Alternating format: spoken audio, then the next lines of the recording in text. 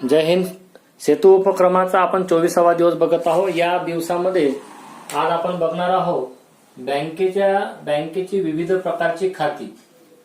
बँकेची विविध प्रकारची खाती असतात बँकेमध्ये. त्या खात्यांबद्दलची माहिती आपण बघणार आहोत. सगळ्यात पहिलं खातं आपण बघणार आहोत ते म्हणजे चालू खाते, ज्याला आपण इंग्रजीमध्ये करंट अकाउंट असे म्हणतो. त्याला आपण इंग्रजीमध्ये करंट अकाउंट म्हणतो. करंट अकाउंट लक्षात घ्या. अकाउंटचा अर्थ होते खाते. अकाउंट हा शब्द याच्यासाठी आलेला आहे, खाते. ठीक आहे ना. माझं SBI बँकेत अकाउंट आहे. माझं समजा, तर हे चालू खाते काय असते नेमकं ते बघूया आपण. चालू खाते कोण ओपन करतो? तर चालू खाते ओपन करत असतो व्यापारी. व्यापारीचा अर्थ माहिती आहे, दुकानदार वगैरे जे असतात ना ते चालू खाते ओपन करत असतात. व्यापारी वर्ग हा चालू खाते ओपन करतो. किंवा असा कोणताही व्यक्ती ओपन करू शकतो, व्यापारीच म्हणून नाही, कोणताही व्यक्ती हे खातं ओपन करू शकतो जो दररोजचा व्यवहार करतो. जो दररोज काय करतो? व्यवहार करतो. आता दररोज बँकेत व्यवहार करतोचा अर्थ काय होते ते समजून घ्या. दररोज बँकेत व्यवहार करतो याचा अर्थ तो पैसे त्याच्यामध्ये भरतो, बँकेत पैसे भरतो किंवा बँकेतून पैसे काढतो. लक्षात. पैसे काढतो म्हणजे विड्रॉल करतो. लक्षात. तर असा व्यक्ती हे खातं ओपन करू शकतो जो दररोज व्यवहार करतो. मग आपण सर्वसामान्य माणूस दररोज काही व्यवहार करत नाही, म्हणून आपण जे असतो ते बचत खाते ओपन करतो. चालू खाते ओपन करतो तो व्यापारी, ज्याला दररोजचा व्यवहार करावा लागतो. व्यापाऱ्याजवळ काय असते? दररोजचा पैसा येतो. तुम्ही कधी कधी एखाद्या दुकानामध्ये जर गेले असाल ना, तर तिथे बघा एखादा व्यक्ती येतो, तो त्या दुकानदाराकडून 100 रुपये घेतो, त्याच्या अकाउंटमध्ये तो 100 रुपये लिहितो. म्हणजे 100 रुपयाचा व्यवहार दररोज सुरू आहे. दररोज 100 रुपये तो भरतो. म्हणजे किंवा दररोज तो 50 रुपये भरतो, दररोज तो कधी 100 रुपये भरतो. कधी कधी मोठे मोठे व्यापारी असून त्यांचे लाखोचे व्यवहार चालतात. तर हे सगळे व्यवहार कोणत्या खात्यामध्ये चालतात? तर चालू खात्यांमध्ये चालतात, करंट अकाउंटमध्ये चालतात. चालू खात्यांमध्ये काय वैशिष्ट्य असते बघा.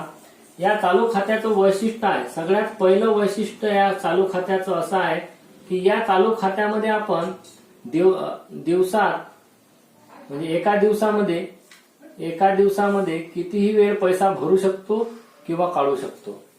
दिवसात आपण पैसा भरू शकतो आणि काढू सुद्धा शकतो. हे या चालू खात्याचं वैशिष्ट्य आहे. लक्षात. दुसरं वैशिष्ट्य असं आहे की चालू खात्यामध्ये वैशिष्ट्य म्हणा किंवा नुकसान म्हणा, आता वैशिष्ट्य म्हणा नाही तर तुम्ही काय म्हणा, नुकसान म्हणा, की चालू खात्याला व्याज मिळत नाही. व्याज काय असते ते समजून घेऊ आपण. व्याज मिळत नाही, आपल्याला व्याज मिळणार नाही.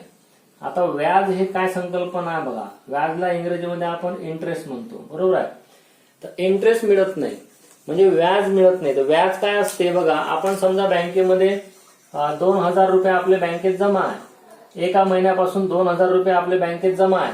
तर बँक काय करते, तुम्ही 2000 रुपये आमच्या बँकेत ठेवलेले आहे, त्यामुळे 2000 रुपयावर ते 30-40 रुपये काहीतरी तुम्हाला काय देईल, जास्तीची रक्कम देते.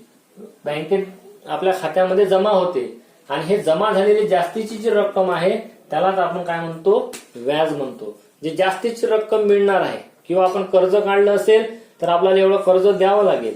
जर आपले जमा असेल तर आपल्याला बँक हे देईल व्याज. तर व्याज म्हणजे काय, इंटरेस्ट. तर हा व्याज यामध्ये मिळत नाही. लक्षात घ्या. जे जास्तीची रक्कम आपल्याला मिळाली पाहिजे ना, आपण खाते जमा केल्याच्या नंतर ते रक्कम या चालू खात्यामध्ये आपल्याला मिळणार नाही. तर जो दररोजचा व्यवहार करणारा म्हणजे काय, पैसे भरतो किंवा पैसे काढतो, असा व्यक्ती चालू खाते ओपन करत असतो. चालू खात्यामध्ये वैशिष्ट्य इतकं आहे की आपण दिवसभरात पैशाचा व्यवहार करू शकतो. तर याच्यावर काही निर्बंध नाही आहे. याच्यावर कोणतं बंधन नाही आहे. आपण दिवसभरात पैसा भरू पण शकतो आणि काढू पण शकतो. जर आपण डिमांड केली, बँकेला डिमांड केली, तर आपल्याला एक पासबुक भेटते आणि चेकबुक सुद्धा भेटते. पासबुक भेटते आणि चेकबुक सुद्धा भेटते. आता तर नवीन नियमानुसार असं झालेलं आहे की ज्यांच्याकडे चेकबुक आहे तर त्यांना सगळे पैसे चेकबुकनच काढावे लागतील. तर त्यांना चेकचा वापर करावा लागेल. बघा, अशा प्रकारचं पासबुक मिळते आणि चेकबुक सुद्धा मिळत असते. तर ठीक आहे. तर अशा प्रकारे जसं आता हे SBIचं आहे, स्टेट बँक ऑफ इंडियाचं पासबुक आहे. तर अशा प्रकारे पासबुक सुद्धा मिळू शकते आणि चेकबुक सुद्धा मिळू शकते जर आपण डिमांड केली असेल तर. हे आहे चालू खाते. यानंतरचं जे खाते आपण अभ्यास करणार आहोत ते अभ्यास करणार आहोत सेव्हिंग खाते. यानंतर आहे बचत खाते, सेव्हिंग अकाउंट. सेव्हिंग अकाउंट हा कोणताही सर्वसामान्य माणूस सेव्हिंग अकाउंट काही ठराविक पैसे भरून बँकेत ओपन करू शकतो. काही ठराविक पैसे भरावे लागतो. जसे 500 रुपये भरून पैसे, आपला 500 रुपये भरून आपण काय करू शकतो, बचत खाते ओपन करू शकतो. काही खाते असे आहेत ज्या खात्यांमध्ये पैसे न भरताही आपण बचत खाते ओपन करू शकतो. म्हणजे 0 रुपयामध्ये सुद्धा आपण बचत खाते ओपन करू शकतो. जसं जनधनचं खातं आहे, जनधन हा शब्द तुम्ही ऐकला असेल. तर जनधनच्या खात्यामध्ये आपण 0 रुपये भरून सुद्धा जनधनचं खातं आपण ओपन करू शकतो. आणि जे बचत खातं आहे यामध्ये काय वैशिष्ट्य आहे बघा. जसं आपण पाहिलं, चालू खात्यामध्ये व्याज मिळत नाही, पण बचत खात्यामध्ये व्याज मिळते. बचत खात्याचं व्याज आता दिवसेंदिवस कमी होत चाललेलं आहे. आता हे व्याज फार कमी भेटते, 3 ते 4% व्याज मिळते. म्हणजे 100 रुपयावर 3 रुपये किंवा 4 रुपये भेटेल आपल्याला. तर बचत खात्यामध्ये आता व्याजाचा दर फार कमी झालेला आहे. अतिशय कमी दर आपल्याला मिळतो. आता आधी खूप मिळायचा, 9%, 10%, 11% व्याज दर मिळायचा आधी, म्हणजे जवळपास इथून 10-20 वर्ष आधी समजा. पण आता मात्र त्याचा व्याजदर फार कमी आहे, 3 ते 4%वर येऊन ठेपलेला आहे. भविष्यात तर मला वाटतं त्याला व्याज पण मिळणार नाही, फक्त पैसे जमा करून ठेवा, चालू खात्यासारखंच होईल. त्यानंतर आपल्याला समजून घेतलं पाहिजे यामध्ये काय याचा ड्रॉबॅक काय आहे, याचं वैशिष्ट्य आपण पाहिलं की यामध्ये आपल्याला व्याज मिळते. याचा एक ड्रॉबॅक आहे, म्हणजे एक काय होऊ शकते बघा, या बचत खात्यामध्ये काय असते, जो पैशाचा व्यवहार करतो आपण, पैशाच्या व्यवहाराला काय असतात, एक मर्यादा असतात, त्यावर निर्बंध टाकलेले असतात, काही बंधनं टाकलेले असतात. निर्बंध टाकले म्हणजे काय, काही बंधनं टाकलेले असतात की इतक्याच वेळेस तुम्ही पैसे काढू शकता, इतक्याच वेळेस तुम्ही पैसे भरू शकता. तर अशा प्रकारचे काही निर्बंध बचत खात्यामध्ये टाकलेले असतात. आणि यामध्ये काय असते बघा, यामध्ये सुद्धा आपण एक पासबुक आपल्याला मिळते. आपल्याला मागणी करावी लागते पासबुकची. सोबतच आपल्याला याचा व्यवहार करण्यासाठी सुद्धा आपल्याला चेकबुक सुद्धा मिळते. तर चेकबुक सुद्धा आपल्याला वापर करता येतो. ठीक आहे. तर चेकबुकची सुद्धा आपण मागणी करू शकतो. चेकबुकद्वारे सुद्धा आपण व्यवहार करू शकतो. जे व्यवहार आपण चेकबुकद्वारे करतो, म्हणजे चेकद्वारे करतो, ते व्यवहार अतिशय सुरक्षित व्यवहार समजले जातात. म्हणून चेकबुकद्वारे व्यवहार आपण केला पाहिजे. तर याला काही मर्यादा आहेत. मर्यादा म्हणजे आपण जसं आता आपण पाहिलं, चालू खात्यामध्ये दिवसभरात किती वेळा तुम्ही पैसा भरा की देवाणघेवाण करू शकता दिवसभरात. पण यामध्ये तसं नाही राहत. यामध्ये काय असते, थोडंसं मर्यादा असतात. ते मर्यादा टाकण्याचे अधिकार हे पूर्णतः त्या बँकला राहील की किती वेळेस तुम्ही पैसे भरू शकता आणि किती वेळेस तुम्ही पैसे काढू शकता. तर अशा प्रकारे बचत खाते असते. खातेदाराला ठराविक रक्कम बँकेत जमा करून खाते उघडता येते, त्याला म्हणून आपण बचत खाते. यावर आपल्याला दररोजच्या जमा शिल्लकेच्या आधारे बँक आपल्याला काही व्याज देत असते, आपल्याला काही व्याज मिळते. आता तुम्हाला सांगितलंय मी, आता व्याज फार कमी झालेला आहे, 3 ते 4%. महिन्याच्या दररोजचा व्यवहार असते आणि महिन्याच्या शेवटी आपल्याला काय मिळेल, त्याचं व्याज आपल्या खात्यावर जमा होऊन जाते. व्याजला इंग्रजीमध्ये इंटरेस्ट म्हणतात. इंटरेस्ट म्हणतो आपण व्याजला. तर हा इंटरेस्ट आपल्या खात्यावर जमा होऊन जातो. म्हणजे आपल्या खात्यामध्ये जर 2000 रुपये असेल आणि बँकेचा जर 3 ते 4%चा काहीतरी दर असेल, तर जे काही आपल्याला 20, 25, 50 रुपये जे काही जमा होईल ते रुपये आपले म्हणजे काय असते, आपला व्याज. आपले जमा तर 200 रुपये आहे, पण बँक आपण जे काही पैसा बँकेत ठेवतो त्याच्यावर आपल्याला व्याज देते, म्हणजे जास्तीची रक्कम देते. जे काही जास्तीची रक्कम देते त्यालाच आपण व्याज म्हणत असतो. तर अशा प्रकारे आपण बचत खाते बँकेमध्ये ओपन करू शकतो. यासाठी फक्त आपल्याला काही रक्कम भरून आपल्याला काय करावं लागते, खाते ओपन करावं लागते. ज्यांच्याकडे चेकबुक आहे, लक्षात घ्या, ज्यांच्याकडे चेकबुक आहे, हा आता हे काय आपल्या अभ्यासातला भाग नाही, आपण माहिती म्हणून सांगतोय. ज्यांच्याकडे चेकबुक आहे अशा लोकांना त्यांच्या खात्यामध्ये मिनिमम 2000 रुपये ठेवणं महत्वाचं आहे. त्यांना त्यांच्या खात्यामध्ये 2000 रुपये ठेवावेच लागतात. तुम्ही किती पैसे काढा, पण मिनिमम तुम्हाला तुमच्या खात्यामध्ये पैसे ठेवावं लागेल ते 2000. 2000पेक्षा कमी जर पैसे ठेवाल तर त्याच्यावर काय करेल, बँक तुम्हाला दंड लावेल. म्हणून ज्यांच्याकडे चेकबुक आहे त्यांना मिनिमम 2000 रुपये ठेवावं लागते. आणि ज्यांच्याकडे फक्त पासबुक आहे, चेकबुक ते वापरत नाही, फक्त पासबुक आहे, पासबुकावरच ते काय करतात, पैसे काढण्याचा व्यवहार करतात किंवा भरण्याचा व्यवहार करतात. तर अशा वेळेस अशा लोकांना, काही लोकांना ज्यांचे बचत खातं आहे, तर अशा लोकांना मिनिमम 200 रुपये ते 500 रुपये बँकेमध्ये काय करावं लागते, जमा करावे लागतात. त्या बँकेच्या नियमानुसार इतके रुपये त्यांच्या खात्यामध्ये असलेच पाहिजे. 0 रुपये असता कामा नये. 0 रुपयात आपण खातं ओपन करू शकत आहे जनधनचं. बाकी लोकांसाठी जनधनचं जर खातं नसेल तर बाकींना मिनिमम 500 रुपये तरी बँकेमध्ये जमा करून ठेवावेच लागतात. तर हे बचत खात्याचे काही नियम आहेत आणि बँकेनुसार ते बदलत राहील. ओके, तर किती म्हणजे पासबुकचा व्यवहार असेल तर त्याला मिनिमम 200 रुपये किंवा 500 रुपये काही ना काही बँकेत ठेवावेच लागतात. त्याच्या म्हणजे पूर्ण 0 रुपये आपण करू शकत नाही, इतका व्यवहार आपण करू शकत नाही की आपल्या खात्यामध्ये 0 रुपये राहील. तर मिनिमम 200 रुपये किंवा 500 रुपये ठेवावं लागेल. चेकबुक असेल तर त्यांना 2000 रुपये ठेवावं लागेल. ग्रामीण भागामध्ये जर चेकबुक असेल तर ग्रामीण भागांसाठी मला वाटते 1000 रुपये असं काहीतरी आहे. आणि शहरी भागात जे असेल, शहरी भागामध्ये ज्या लोकांचा व्यवहार चेकबुकद्वारे आहे त्यांना मात्र 2000 रुपये बँकेमध्ये मिनिमम ठेवावेच लागतात. त्यानंतरचं खातं आहे बघा, आवर्ती ठेव खाते. यानंतरचे जे खाते आहे ते आवर्ती ठेव खाते, रिकरिंग डिपॉझिट अकाउंट, आवर्ती ठेव खाते. आता आपण दशांश अपूर्णांकामध्ये आवर्ती दशांश अपूर्णांक शिकलेलो आहोत. 35 संकल्पना थोडीशी आपण या ठिकाणी मागू. लक्षात घ्या, आवर्ती म्हणजे काय, एकच एक नंबर काय रिपीट होतो, बरोबर आहे की नाही. अशा प्रकारे होता बघा दशांश अपूर्णांक 3.6666666666 म्हणजे हा 6 नंबर काय होत आहे, वारंवार रिपीट होत आहे. मग 3.6 आपण त्याच्यावर एक आडवी रेष मारत होतो किंवा त्याच्यावर एक पॉइंट देत होतो. जर दशांश अपूर्णांक जर तुम्हाला माहित असेल तर मला फक्त हे सांगायचं आहे, म्हणजे 6 नंबर वारंवार रिपीट होत आहे त्याला आपण आवर्ती दशांश अपूर्णांक म्हटलं होतं. तर यामध्ये फक्त काय लक्षात ठेवायचं आहे, आवर्तीचा अर्थ काय होते, पुन्हा पुन्हा पुन्हा पुन्हा रिपीट होणे. म्हणजे आवर्ती ठेव खात्यामध्ये आपण काय करणार आहोत, एकच रक्कम जे काही आपण ठरवलेली आहे की मी महिन्याला 500 रुपये जमा करेल किंवा मी महिन्याला 1000 रुपये जमा करेल. कोणी व्यक्ती महिन्याला 2000 रुपये जमा करत असेल, कोणी व्यक्ती 700 रुपये जमा करत असेल, तर त्याला दर महिन्याला 700 रुपये जमा करावं लागेल. लक्षात, म्हणजे हे खातं असं आहे की ज्याच्यामध्ये ठरलेली रक्कम आहे, आपली ठरलेली आहे की 500 रुपये जमा करायचे, 1000 रुपये जमा करायचे, 2700. हे बँक ठरवणार नाही. हे कोण ठरवेल, हे आपण ठरवू की मी किती जमा करू शकतो. मी जर 100 रुपये जमा करू शकत असेल तर 100 रुपये आवर्ती ठेव खात्यामध्ये आपण जमा करू. मला वाटलं नाही मी 500 रुपये जमा करू शकतो महिन्याचे, तर आपण 500 रुपये महिन्याने हे खातं ओपन करू शकतो.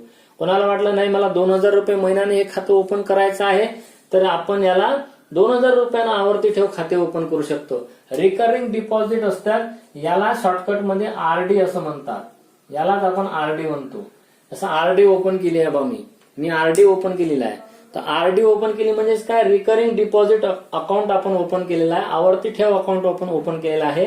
या खात्याचं काय वैशिष्ट्य आहे की दर महिन्याला आपण एक ठराविक रक्कम, हे ठराविक आहे, 500 म्हणा, 1000, 2000 म्हणा, 700 म्हणा, 800 म्हणा, जे काय असेल ते ठराविक एक रक्कम आपण बँकेमध्ये जमा करत असतो. आणि हे जे काही जमा रक्कम आपण करत आहोत हे विशिष्ट वर्षांसाठी जमा केली जाते. जसं पोस्टामध्ये जर आपण आवर्ती ठेव खातं ओपन केलं तर पोस्टाची आवर्ती ठेव खात्याची जी स्कीम आहे हे खातं आपल्याला 5 वर्षासाठी ओपन करावं लागते. काही काही बँकेमध्ये 3 वर्षासाठी, 2 वर्षांसाठी, 1 वर्षांसाठी सुद्धा असते. 1 वर्षापेक्षा कमी नसते. तर नियर अबाउट 1 वर्ष राहील, 1 वर्षापेक्षा जास्त आपण राहू शकते. तर बँक पोस्टामध्ये किंवा जे काही नॅशनलाइज बँक आहे यांच्यामध्ये हे 5 वर्षांचा यांचा कालावधी असतो. 5 वर्ष आपल्याला किती रुपये भरावं लागेल? आपण जर म्हटलं 500 रुपये आपण भरू शकतो दर महिन्याला, तर आपण 500 रुपयानं आपण बँकेमध्ये पैसा भरू शकतो.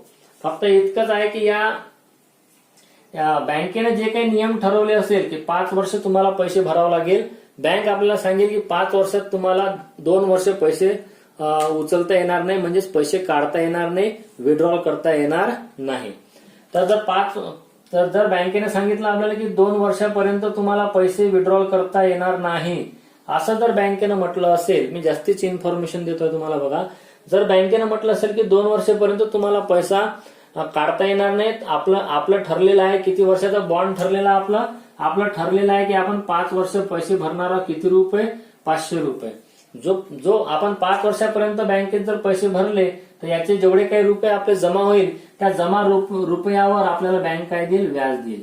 आणि याचं जे व्याज असते, याचं व्याज जे आधी जे आपण बचत खाते शिकलो, या बचत खात्यापेक्षा याचं व्याज थोडंसं जास्त असते.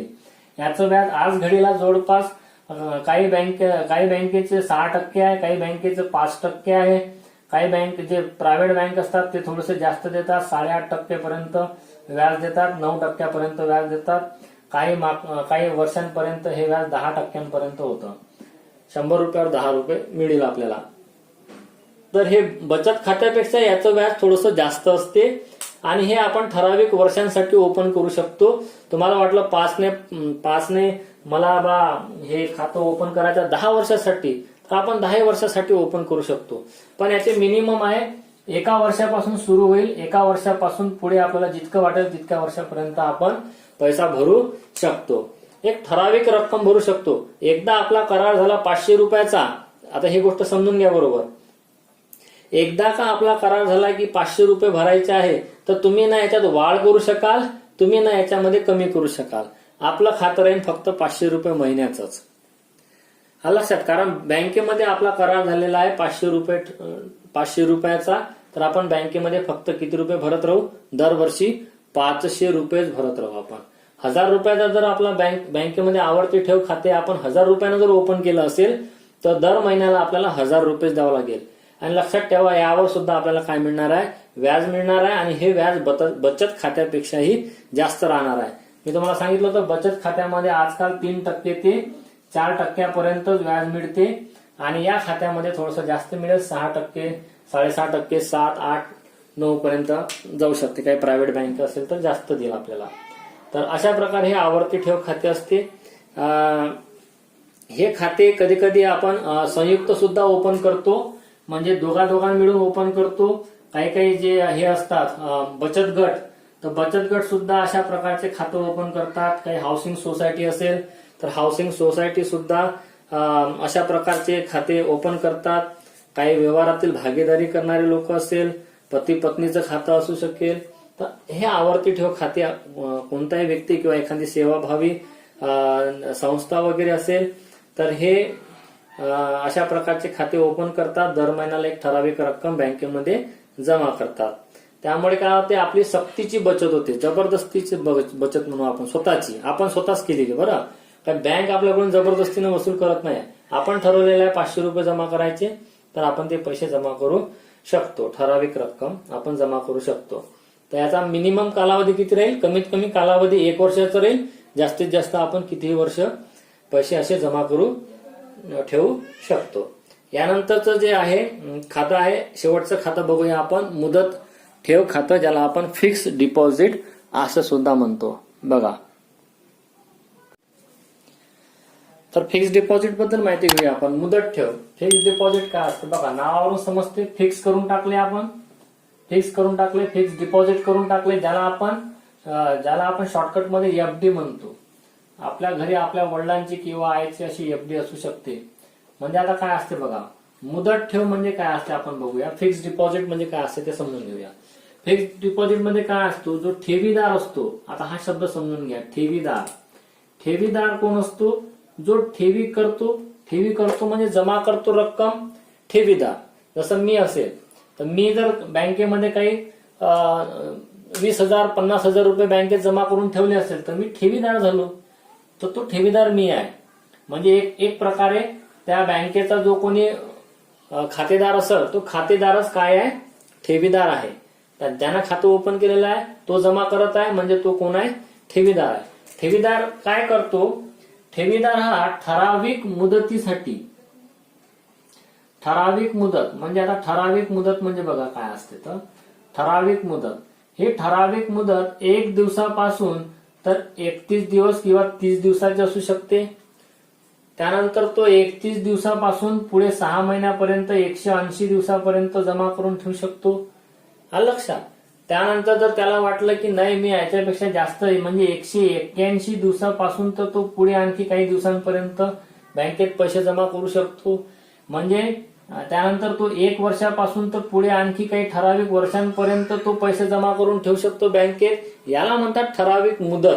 ठराविक मुदतीसाठी आपण काय करतो? एक लमसम पैसा काय करतो? बँकेत जमा करून ठेवतो. बँकेत जमा करून ठेवतो. लमसम पैसा बँकेमध्ये जमा करून ठेवतो. एक ठराविक मुदतीसाठी ठराविक रक्कम म्हणजेच पैसा. ठराविक रक्कम आपण बँकेत काय करून टाकतो? जमा करून टाकतो. समजा मी काय केलं? 30 दिवसासाठी बँकेमध्ये पैसे जमा करून ठेवून दिले. तर बँक मला 30 दिवस मी ठराविक रक्कम म्हणजे समजा मला असं वाटले की माझ्याकडे 50,000 रुपये आलेले आहे आणि या 50,000 रुपयाचं सध्या मला काही काम नाही आहे. जर मी बचत खात्यामध्ये ठेवलं तर बचत खातं मला 3 ते 4% व्याज देईल. बघा ह्या गोष्टी समजून घ्या. या गोष्टी व्यवहारामधल्या समजून घ्या.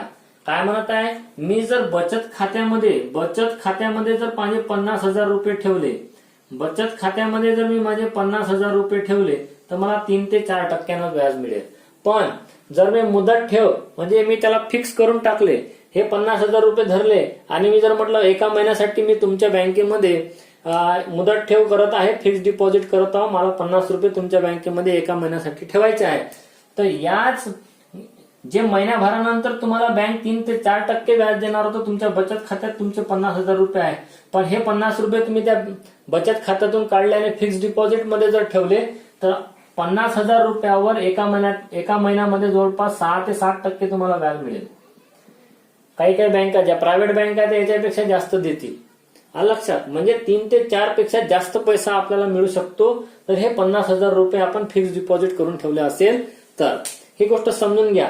जर फिक्स डिपॉझिट आपण एखादी रक्कम करत असेल तर त्याच्यावर आपल्याला जास्त व्याज मिळणार आहे. बचत खात्यापेक्षाही जास्त व्याज आपल्याला मिळणार आहे. लक्षात? म्हणून जर एखादी मोठी रक्कम आपल्याकडे असेल तर आपण ती नेहमी कशी काय केली पाहिजे? फिक्स डिपॉझिट केलं पाहिजे, एफडी करून ठेवली पाहिजे. तर हे एफडी अशा प्रकारे राहील. हे आपण 31 ते 180 दिवसापर्यंत म्हणजे आपण 32 दिवसाची पण करू शकतो, 33 दिवस, 34 दिवस, 35 दिवस, 1 वर्ष, 2 वर्ष, 1 वर्ष 10 महिने, 1 वर्ष 12 महिने, 1 वर्ष 12 महिने म्हणजेच 2 वर्ष होईल. 1 वर्ष 10 महिने, 8 महिने, 7 महिने, जितकं आपल्याला वाटेल तितक्या मुदतीसाठी आपण पैसा ठेवू शकतो. आणि ही जी व्याजाची जी रक्कम आहे ना, हे व्याजाचे जे पर्सेंटेज आहे ना, हे पर्सेंटेज कमी जास्त होते. जर आपण 1 ते 30 दिवसासाठी ठेवले तर 6 ते 7% व्याज देईल. त्याच्यापेक्षा जास्त दिवसासाठी ठेवलं तर ते कदाचित 7 ते 8% आपल्याला व्याज देऊ शकेल. तर त्यांचा एक व्याजदर ठरलेला असतो, इतक्या दिवसासाठी इतकं व्याज मिळेल, एवढ्या दिवसासाठी इतकं व्याज मिळेल. तर हे जर फिक्स डिपॉझिट मध्ये आपण जर पैसा जमा करून ठेवला तर नक्कीच बचत खात्यापेक्षा आपल्याला जास्त व्याज या ठिकाणी मिळू शकते. पण आता यामध्ये एक ड्रॉबॅक असा आहे की जर आपल्याला फार अर्जंटमध्ये जर काम आलं की नाही, आपण आज 50,000 रुपये आपण बँकेत जमा करून टाकले, फिक्स डिपॉझिट केले आणि जर ठराविक जर आपल्याला नंतर 2-4 दिवसानंतरच आपल्याला काय झालंय की पैशाचं काम पडलं, घरी कोणाची तरी तब्येत खराब झाली, काहीतरी झालं किंवा खूप महत्वाचं काम आलं आणि आपल्याला आता 50,000 रुपयाची गरज पडली, पण हे 50,000 रुपये आपण मुदत ठेव म्हणजे फिक्स डिपॉझिट करून ठेवलेलं आहे. आणि अशा वेळेस काय होईल माहिती आहे का? अशा वेळेस आपल्याला हे जे आपला जो बॉन्ड तयार केलेला असतो त्याचा एक बॉन्ड मिळतो आपल्याला, बँकेतून की तुम्ही इतके इतके रुपये फिक्स डिपॉझिट केलेला आहे म्हणून तो आपल्याला एक कागद मिळतो. तो कागद घेऊन आपण बँकेत जर गेलो की सर मला हे एफडी आता जी आहे फिक्स डिपॉझिट जे आहे ते आता मला मोडायचे आहे, म्हणजे हे फिक्स डिपॉझिट मला आता ठेवायचं नाही आहे, तर बँक तुमचे पैसे तुम्हाला परत करेल. फक्त काय करेल, परत करताना तुम्हाला त्यावर जे 6 ते 7% व्याज द्यायला पाहिजे ते 6 ते 7% व्याज तुम्हाला मिळणार नाही. फक्त तुमचे 50,000 रुपये तुम्हाला परत मिळेल. आला लक्षात? तर अशा प्रकारे काय होईल, तुमचा जर मधल्या कोणत्याही का तुम्ही जर समजा 180 दिवसासाठी फिक्स डिपॉझिट म्हटलं, 180 दिवसासाठी फिक्स डिपॉझिट म्हटलं म्हणजे 180 दिवस म्हणजे किती महिने होईल, 6 महिने. 6 महिने सायंत्रिक 18 30 दिवसाचा जर महिना पकडला तर 6 महिने. तुम्ही म्हटलं 6 महिन्यासाठी मी मुदत ठेव खात्यामध्ये 50,000 रुपये जमा करत आहे आणि चौथ्या महिन्यामध्ये जर तुम्हाला काही काम पडलं किंवा 6 महिने व्हायला 1 दिवस जरी तुमचा कमी असेल पण तुम्हाला अर्जंट काम पडलं आणि तुम्ही हे फिक्स डिपॉझिट मोडण्याचा प्रयत्न केला, तर लक्षात घ्या यावर जे काही तुम्हाला व्याज मिळणार होतं 7%, 8% जे काही ठरलं असेल तर ते व्याज तुम्हाला मिळणार नाही, कारण आपण करार तोडलेला आहे. लक्षात घ्या, मुदत ठेव खात्यामध्ये फक्त एवढा ड्रॉबॅक आहे, आपला पैशाला व्याज आपल्याला भरपूर मिळेल, बचत खात्यापेक्षा जास्तच मिळेल. पण जर इमर्जन्सीमध्ये जर आपल्याला काही काम पडलं तर हा पैसा आपल्याला 50,000ला 50,000 वापस मिळेलच, त्यात काही शंका नाही. फक्त आपल्याला त्याच्यावरचं जे व्याज मिळणार आहे ते व्याज आपल्याला मिळणार नाही. मग आता आपण बघूया, आता आपण एक वेळेस रिकॉल करून घेऊया सगळं आपण कोणकोणत्या प्रकारचे खाते बघितलेली आहे. तर आपण बघितलंय, पहिलं खातं आपण बघितलं ते चालू खातं. यामध्ये दररोजचा जो कोणी पैशाचा व्यवहार करत आहे तो व्यक्ती एक खातं ओपन करू शकतो. दररोजचा पैशाचा व्यवहार करणारा, देवाणघेवाण करणारा किंवा एखादा व्यापारी हा हे खातं ओपन करू शकतो. यावर व्याज मिळत नाही. पासबुक मिळेल, एक चेकबुक मिळेल, व्याज मिळणार नाही. आणि जो काही व्यवहार त्याला करायचा असतो तो व्यवहार त्याला चेकबुकने करावा लागतो. त्यानंतर असते बचत खातं. बचत खातं जे असते हा कोणताही सर्वसामान्य व्यक्ती काही पैसे भरून बचत खातं ओपन करू शकतो. कधी कधी 0 रुपयामध्ये सुद्धा बचत खातं ओपन होऊन जाते. आणि बचत खात्यामध्ये फक्त काय असते, थोड्याशा मर्यादा असतात. त्याला आपल्याला एक विशिष्ट अशा मर्यादा आहे, त्या मर्यादांचं पालन आपल्याला करावं लागते. आणि यानंतर यामध्ये सुद्धा आपल्याला एक पासबुक मिळेल, एक चेकबुक मिळेल. चेकबुकद्वारे पण आपण व्यवहार करू शकतो, पासबुकद्वारे सुद्धा आपण व्यवहार करू शकतो. त्यानंतर आवर्ती ठेव पाहिला आपण, ज्याला आपण आरडी म्हटलं होतं.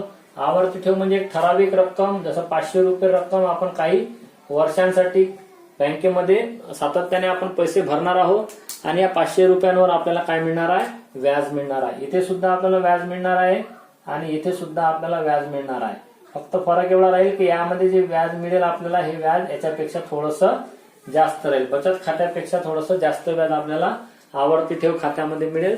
एक ठराविक रक्कम आपण ठराविक काळासाठी काय करणार आहोत, दर महिन्याला भरत राहणार आहोत. 500 रुपये किंवा 1000 रुपये असे आपण भरत राहणार आहोत.